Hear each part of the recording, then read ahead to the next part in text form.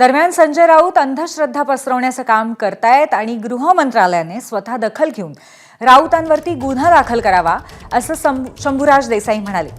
तर डॉक्टरांनी राऊतांवरती इलाज करावा असं भाजप नेते आशिष शेलार यांनी म्हटलं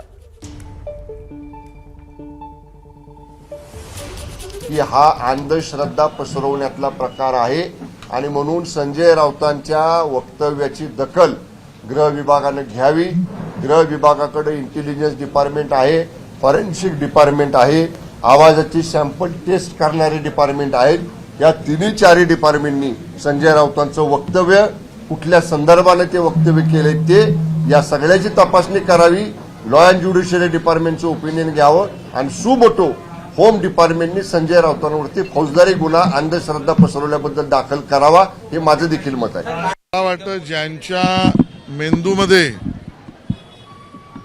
रेडा घुसलाय ते रेड्याची भाषा करतात आणि म्हणून संजय राऊत यांच्या मेंदूचं परिरक्षण या नवीन इमारतीतील भाभा हॉस्पिटलमध्ये डॉक्टरांना शक्य असेल तर डॉक्टरांनी करावं। तो रेडा आहे का येडा रेडा आहे काय याची एकदा स्पष्टता येऊ दे। अशा पद्धतीची बेजबाबदार विधानं करणं एका कुठल्याही पक्षाच्या नेत्याने हे योग्य नाही। एबीपी माझा, उघडा डोळे बघा।